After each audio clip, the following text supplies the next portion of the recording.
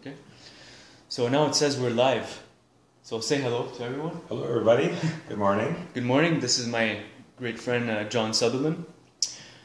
So usually you wait until it kind of builds an audience, and it says, "Okay, you're live. We're building an audience for you." So you said, "Okay, we got one person watching," and then you see like little eyes going on over here. There's one eye, three people are watching. So it kind of tells you. It tells you who's watching us on camera. Fantastic. So I want to introduce you guys to my friend John Sutherland. He's the creator of Adaptive Bodywork, and we want to talk to you guys a little bit about that today. John, welcome. So I had the privilege of doing Adaptive Bodywork course this past weekend in Ottawa. It was really an eye-opening course. It taught me a lot about my own body and how I can help other people get out of their current posture, which is a big problem in today's current world, our cultural society, the way we live in the Western world, right? What do you think, John? Well, posture. When we talk about posture, we can talk about their psychological point of view in posturing. We can talk about their attitude, their physiological fixation in their body, and they're both kind of the same word. But we get caught up in our routine, and our support system tends to follow whatever we do most often, and we become what we do. Sometimes what we do isn't optimal, and so we end up places we don't want to be.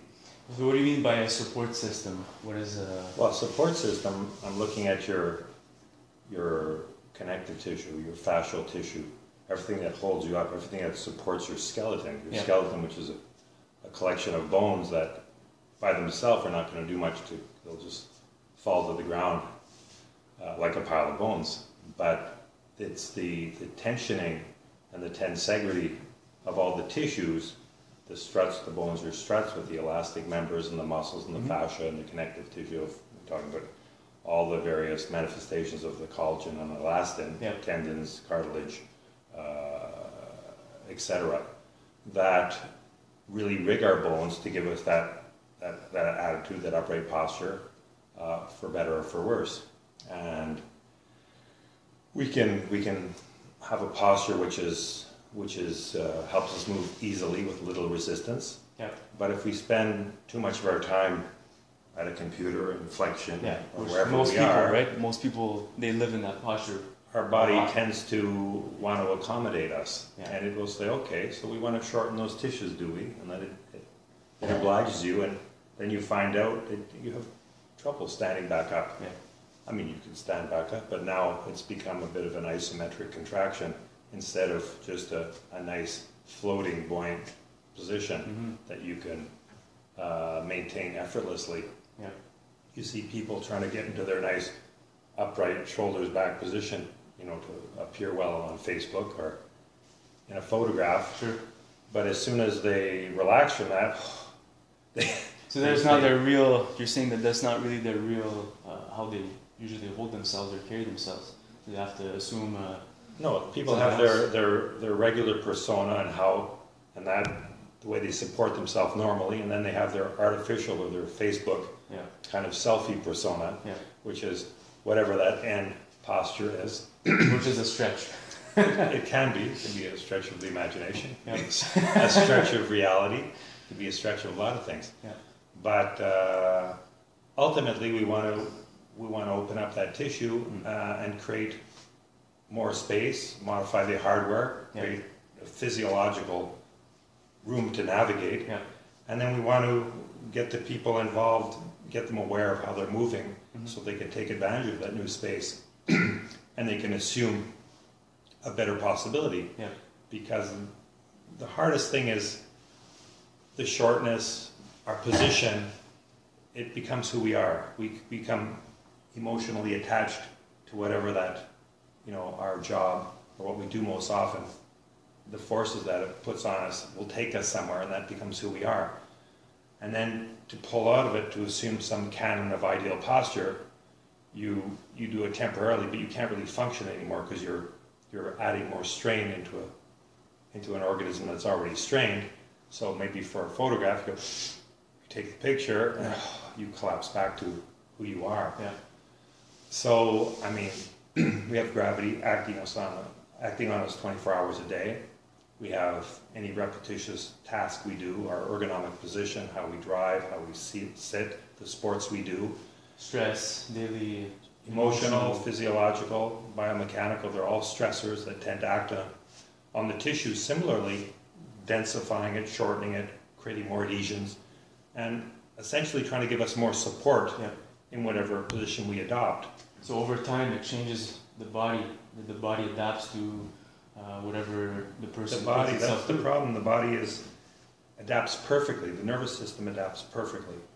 And you assume a new position, and initially it may feel uncomfortable or awkward, but you spend enough time in that position and it becomes normal. Mm-hmm. Now, normal is not optimal, but normal is what you're used to. So most people feel normal, but this is really not a good objective. This is not where we want to go. We want to go somewhere a lot more performant, a lot more optimal, a lot more efficient energetically. Could you say you want to kind of go back to your younger years when you were more buoyant, maybe as a younger adult or a child? Sure. Because kids, they have that. Kids have a lot of reserve. Yeah. They haven't used up that buffer of space. They have resilience, and they have the ability to bounce back because, first of all, tissue, they're recuperating very quickly, regenerating fast, they're still growing. So it's easy to go in the right direction, but it's also easy to grow in the wrong direction. Yeah. Like a tree growing out of the side of the mountain. Right. Cool. So you got to look at where you are and see where you want to go and modify the trajectory so you have a chance of getting to where you want to get. What I appreciate a lot about the adaptive bodywork was that it was basically two people working together to help each other. It was kind of a discourse, It's a conversation. A dialogue. Yeah, a dialogue, exactly. A lot of time it's kind of a symbiotic relationship because we're balancing on one another to create new space. Yeah. I mean, essentially, everyone's suffering from a lack of space. As our connective tissue tightens and solidifies, in an attempt to give us more support, we are becoming shrink-wrapped in that fascial envelope. Yeah. Our like saran wrap. Support system isn't supporting us as well. It becomes more like a straitjacket or a wetsuit where we're kind of being sealed into a package which doesn't quite fit us very well. We can get in there and we can move, but we're not moving optimally and we're not moving without effort. So the idea is to create some of that resilience, create some of that space, start increasing or augmenting circulation, neural flow. Yeah. And then suddenly things start working better. Yeah.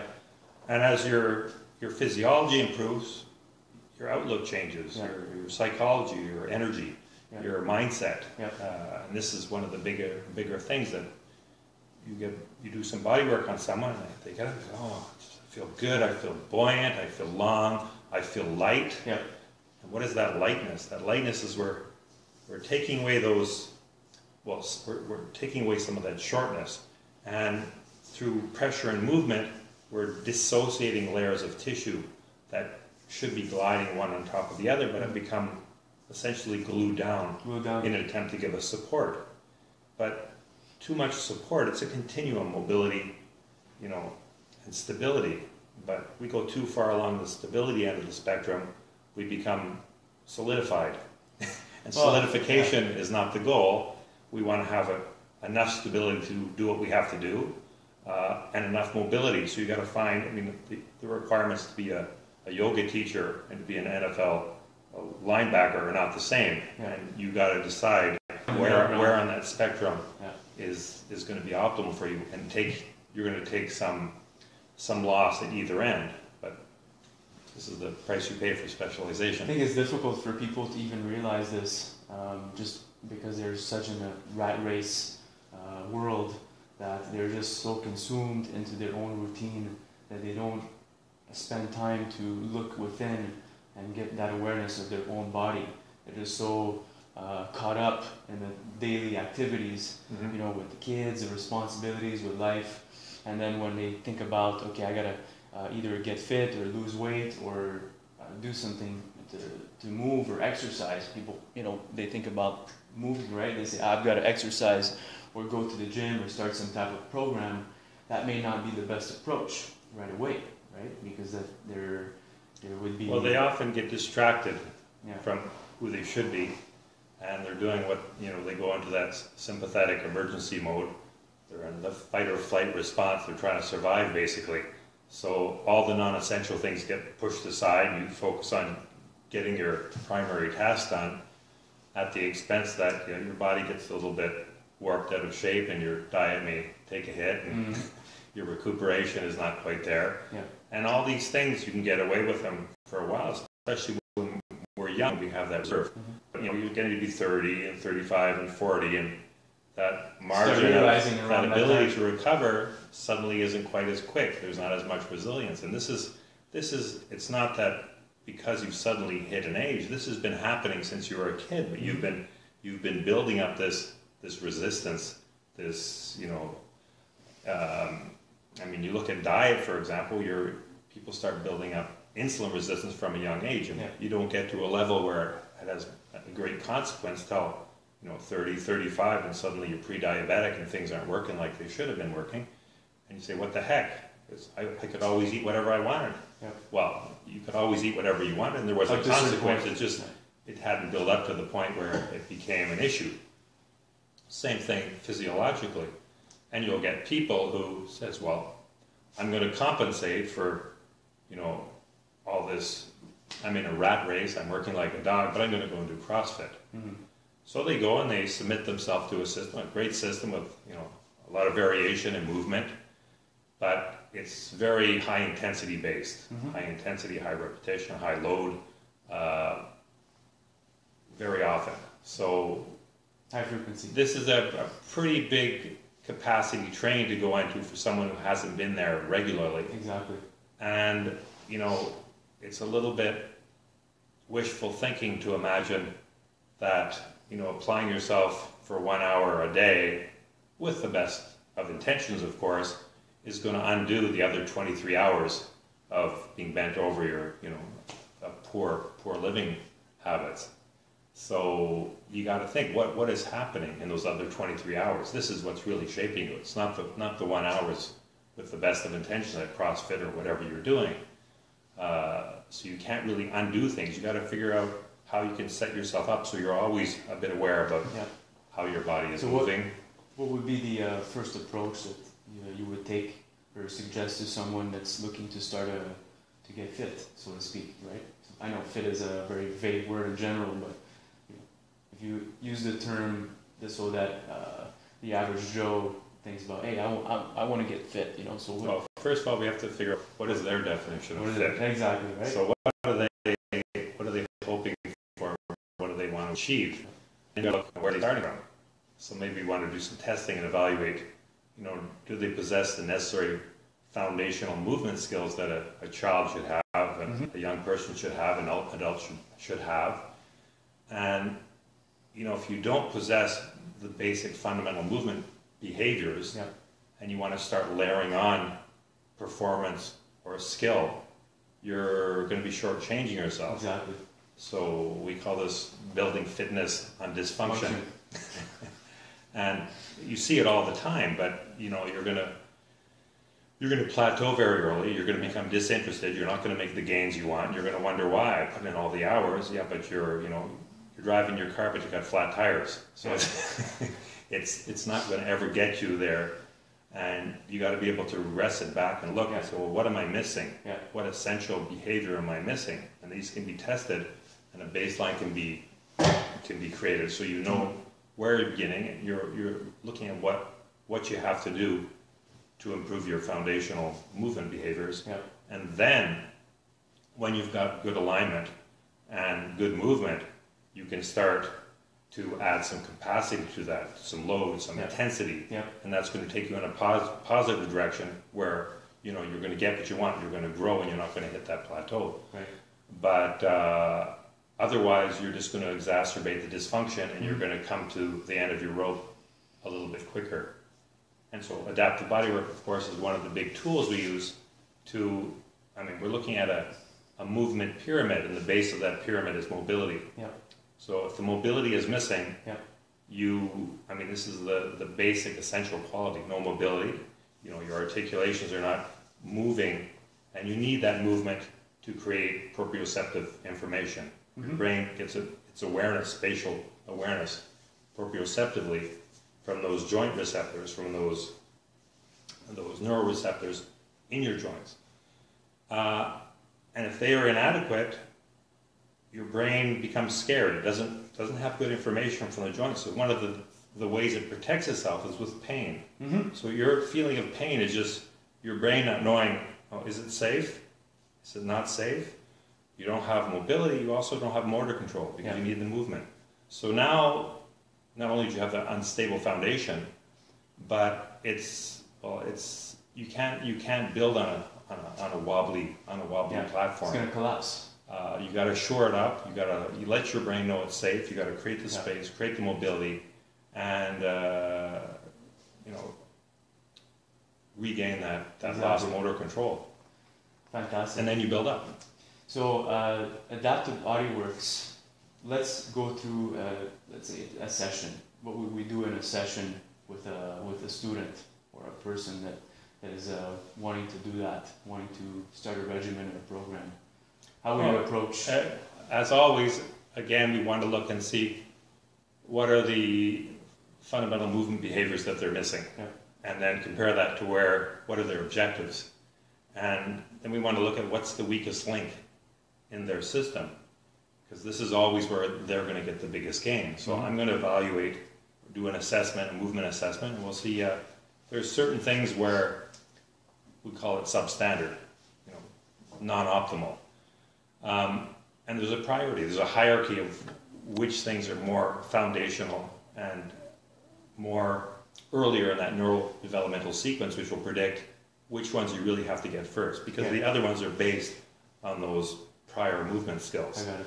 So if you're missing some basic movement, we want to go back and figure out what we have to do to reestablish that. And that can be a number of things.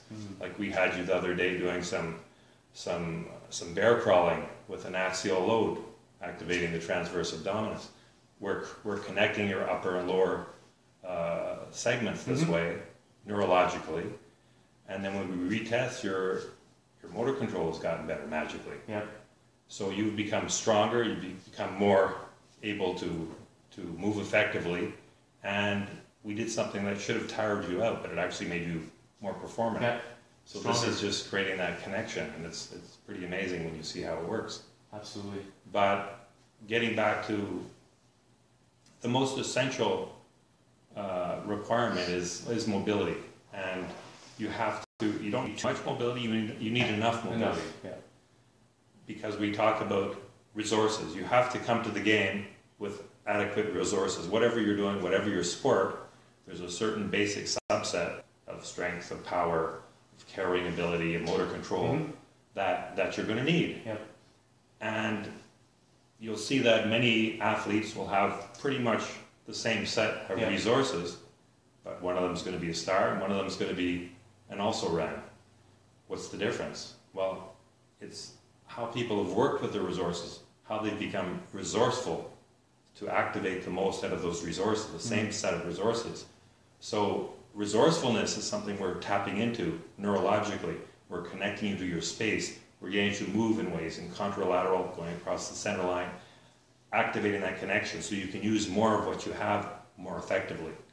And this is really part of the adaptive bodywork process, because unlike other modalities in our instant gratification kind of mindset, we want to be fixed. We want a pill, we want the magic food, Quick. Whatever it is that will give us a big bang with little effort. We're willing to pay for it. But unfortunately, if it seems too good to be true, it usually is too good to be true. And to get good results, you got to put in some time, some work, and you got to pay attention to what you're doing. Not just do random, repetitious, high impact or high intensity work. I mean, there's a place and time for all that. Yep. But you got to sequence it properly to get the big bang for your buck. Yep. So what we're doing with adaptive bodywork is really putting the responsibility back into the hands of the client. Yep. Teaching them what they have to do to get the results, but getting them to be movement oriented, understanding that it's their movement, it's their neurological activation as they're doing those stretch, as they're doing the reach, that we're going to create new space, but we're also going to create that connection neurologically, so they're going to own the space. So we're actually integrating the work on the fly. Yeah. So that when they get up, they feel ready to go, and there's not the kind of two phases we get in traditional massage, where you're going to put the body on a table, you're going to do some work, and you're just passively. Then you get the body up, and it's confused. It's a little bit, sure. What the hell happened to me? You haven't moved through it yet, or so you want to try and link your neurology to your physiology after the fact. Yeah. But if I can get you down, I can get you activated, I can get you moving and feeling, and with your movement and your reaching and your stretching under a force, under a stress, your tissue is going to be adapting, and your brain is going to be getting information constantly from that biofeedback loop, that your movement, and your brain is going to say, oh, okay, I feel that, and it releases. Oh, I feel that, I release a little bit more. So it's sensory experience. It's your brain that is allowing the tissue to release, to relax, to lengthen. Yeah. It's not the amount of force that's applied. Mm. And this is the mistake that I've made, and that everyone makes initially, is that you figure, well, you want to get better result, you apply more force. More strength. Heavier foot, more powerful pressure. But all you get is bracing, resistance, and lack of change. You get fear. Yeah. And your brain doesn't like to be scared, so... Like you said in the course, I remember you saying that that you had an experience that applying maybe a little less force and just going smoothly through the motion actually was more beneficial. Really, the movement quality always trumps the intensity, and this is like in a lot of things. Yeah. Less is more. Interesting. But thoughtful less is more. Yeah. And I worked on my girlfriend, who was pretty light, like 115 or somewhere around there. Maybe it was 13, I'm not sure.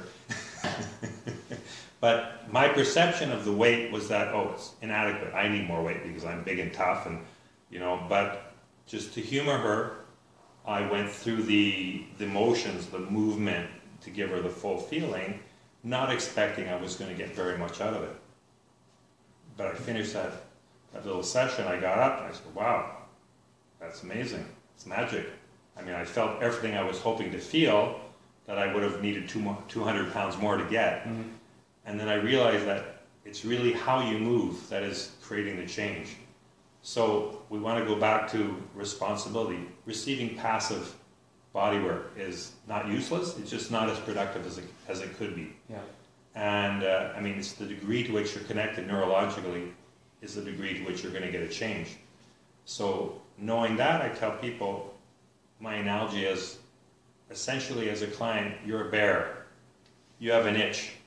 I'm a tree. You got to align your itch with the tree in a way that you're going to get the job done. Yeah. So your nervous system, your brain is the perfect guide or counter, first of all, to tell you where do you want to go, how do you want to move, and which areas is there. When you do a sweep with your arm and, okay, that doesn't feel so good. Why doesn't it feel so good? Well, there's something happening in the tissue where it's suboptimal. There's something compromised. There's congestion. There's a lack of movement. There's tightness. There's shortness, whatever, and it hurts. Now, what do we typically do when we find a place like that? Is we, even unconsciously, our movement pattern will change to avoid something which is unpleasant. And the problem with something happening subconsciously to protect us is that our range of motion, our kinesphere of movement, slowly shrinks, and we shrink with it until we become like these old people you see hobbling along, shuffling their feet like a 3-inch gait with no hip extension, no dorsiflexion, complete flexed posture, stooped over their little walker, and the walker itself is exacerbating this whole process and cementing them into this dysfunction. So it's a little bit sad and you see someone like that, it just makes you cringe. You want to get them down and lengthen them and open them up. But it's really, again, move away from passive, move towards active. Own the movement, take ownership of it, take responsibility, go after yourself, you're going to get the benefit. And this is how adaptive bodywork developed. It's a partner, it's like a power stretching in a tag team kind of unit. And we're working together, we're communicating, we're constantly, how does that feel? Would you like a little bit more, a little bit less? A little bit less. And you take, if it's a foot or an arm or an elbow, you can take it right here, that's it, okay. Or you move to wherever you feel good, then you move under it. It's a constant communication. Constantly. And sensory experience for both partners, both people doing the work.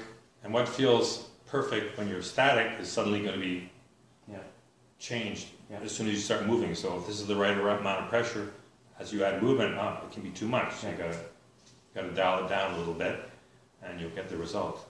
What I found so amazing is that when we did the course this weekend in Ottawa, we had a gentleman. His name was Christopher, right? Yeah. And Stewie. So Stewie has a background in dance, and he does dance, martial arts, gymnastics. I think he did everything basically. He does obstacle racing right now. Spartan racing. And he experienced all the types of injuries you can imagine, from dislocation to broken bones and stuff like that. 10 concussions. 10 concussions, right? And he said, that he was extremely limited in what he could do now as opposed to before. And after doing a few techniques, that he was able to immediately regain what he had previously owned. So I just found that completely amazing. That's right. He said, that's the feeling that I used to have, that I wanted to get back. Exactly. So that's nice when you can identify with that space that was once yours, that you've lost. And I think a lot of people realize that with time and the inertia of lack of movement is those things we took for granted are slipping away. We reach up for something and now we have to do a side bend to get that thing off the shelf. You say, what's going on here? Right. And your tissue is just solidifying around you, and we're always adapting to whatever our current state is. It always feels normal. How do you feel? I feel normal. I mean, the old man shuffling along, stooped over his walker, probably feels normal. Sure. It's just that normal. What is normal? It's not optimal. It's just what you're used to. What we're used to, exactly. So we want to make you feel something different and say, oh, okay, that's better. This is where I want to go. And so feeling something new gives you at least that incentive to say, okay, I'm going to start moving towards there. Exactly. Now, the more often you revisit that new space, you activate it neurologically, the greater potential for you to own that. Sure, you own it. And it takes a few repetitions, a few iterations, and progressively you're going to become that new person. You're going to move with more lightness, more buoyancy. And so it's a little bit like strength training, something you got to do on a regular basis until you reach. It's like eating. You're nourishing your body. It's not one meal that's going to sate you for the rest of your life. You have to keep introducing nutritious food, and you're going to keep growing. If you stop nourishing yourself, you still have this omnipresent environment with gravity, with stressors, with your occupation, with the repetitions that you do. So we want you to be more aware of what are you doing throughout the day, how you're sitting, how you're holding yourself. And I find that bodywork, adaptive bodywork, tends to be a great doorway into fitness, into a holistic understanding of who you are.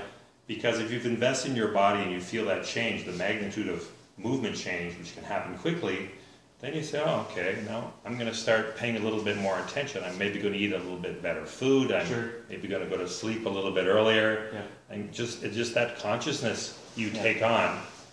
And then people start noticing things like, oh, look at it, you're looking taller. And why are you looking taller? Because you've gained length, you've gained buoyancy by your tissues, which are like elastic, like suspenders that are pulling you down. And as you loosen those up, you just feel this lift, this expansion. More space. And you feel good, and now you're projecting a different image. You look at the park. When you see people that are kind of collapsed, instinctively you want to navigate around these people. When you see someone who's up and is buoyant and is walking with fluidity. It's attractive. I think there's something in our programming that appeals to us, and we kind of, we're attracted to these people. Yeah.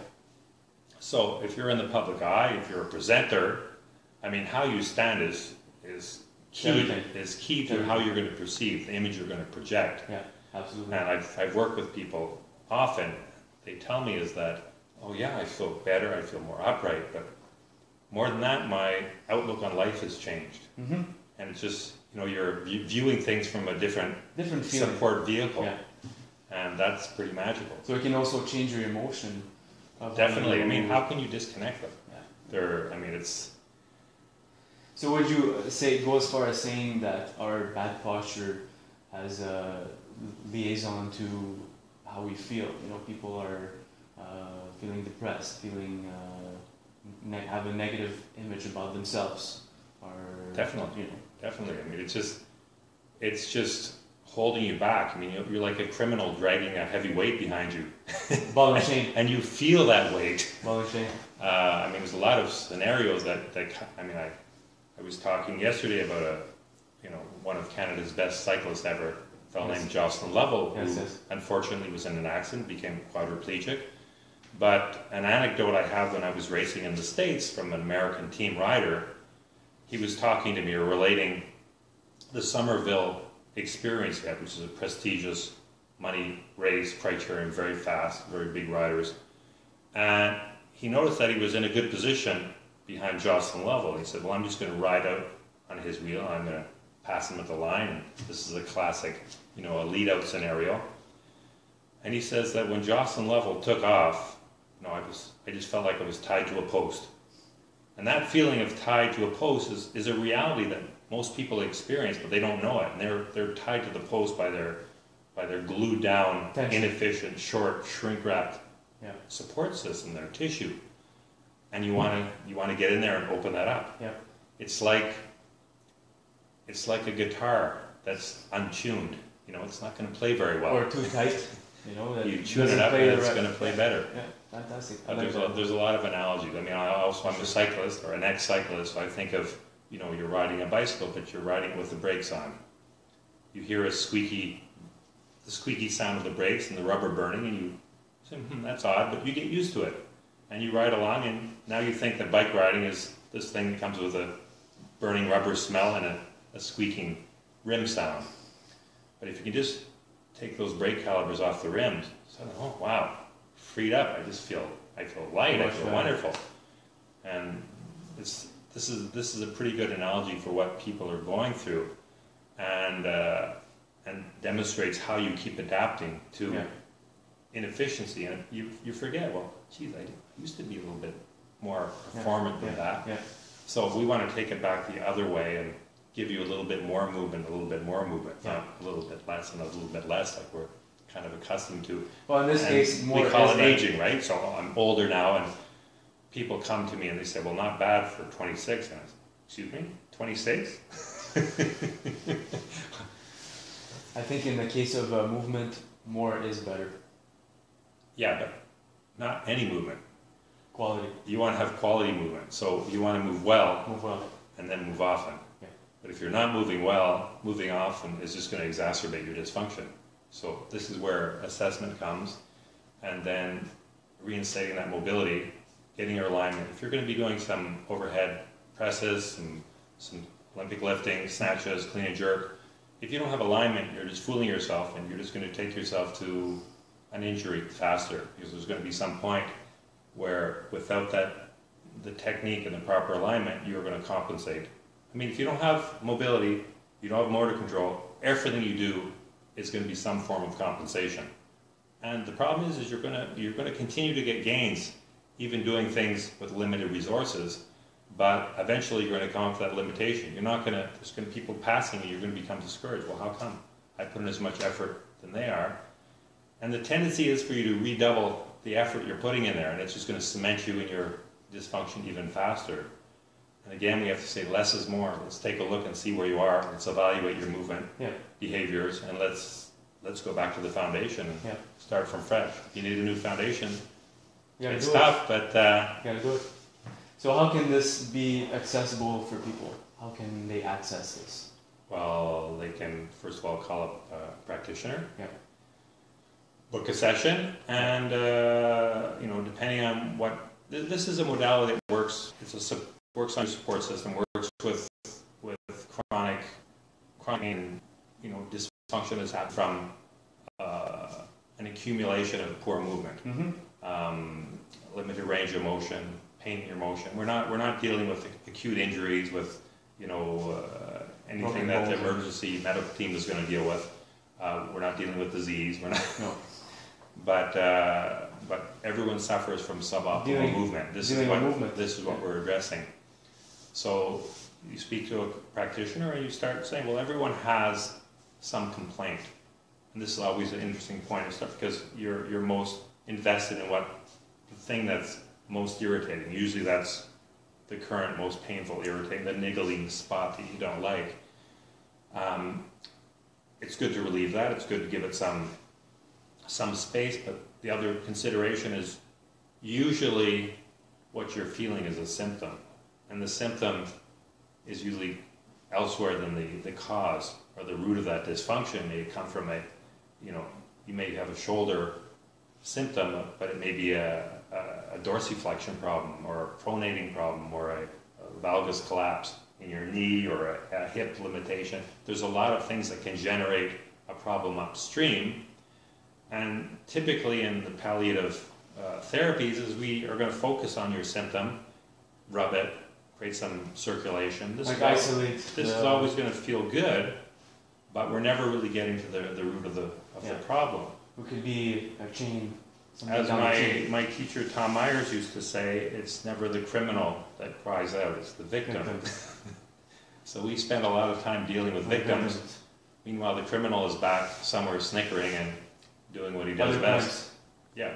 So information.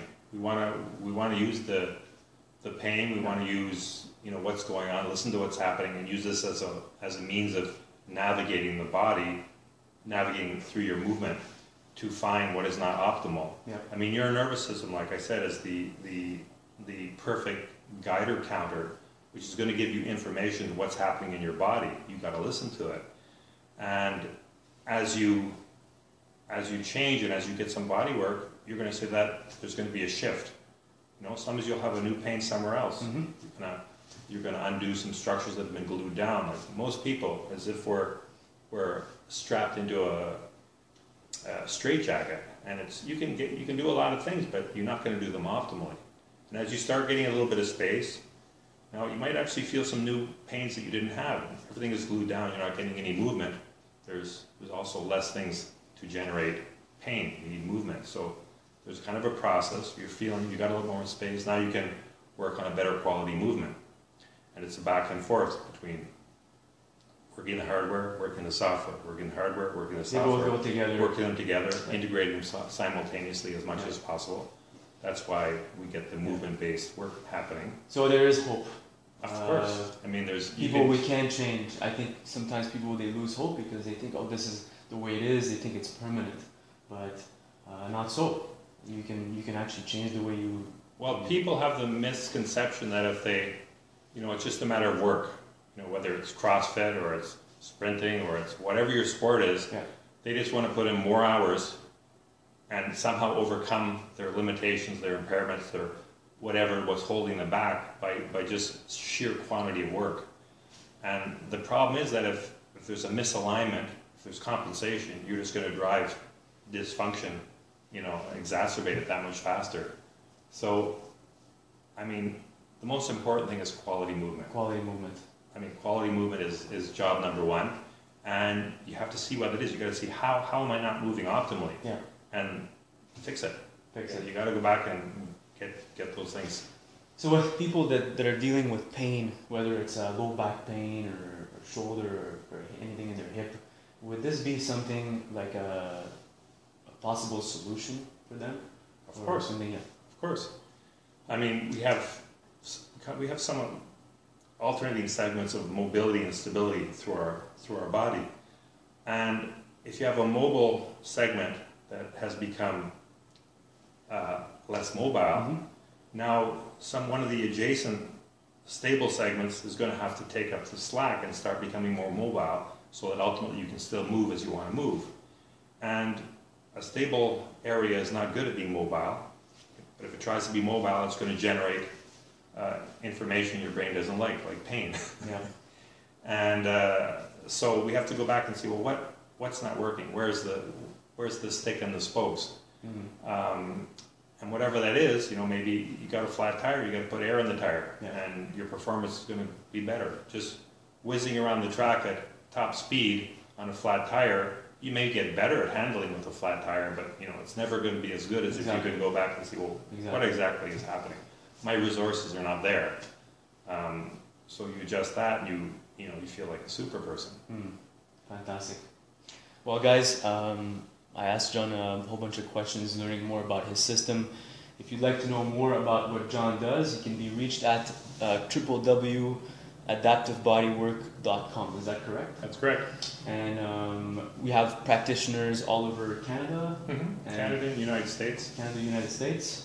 Can they? The instructors. There's a log on the website where people can find out. Well, we've changed the website recently, and people can go there, and right now they can contact me, and I can connect them up with a practitioner in their area, or there are some that are listed online.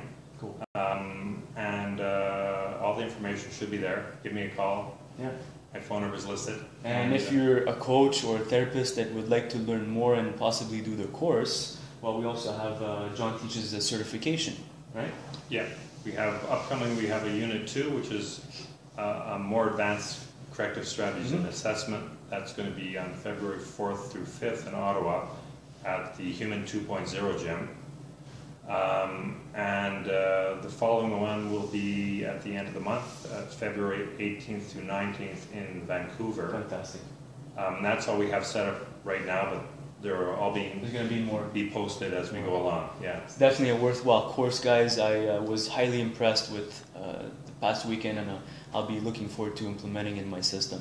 So, John, thank you so much. Thank you. I really appreciate your time. It's a pleasure. And guys, I'll post a link to John if you guys want to reach him, and feel free to contact him if you have any questions. Thank you so much. Good day.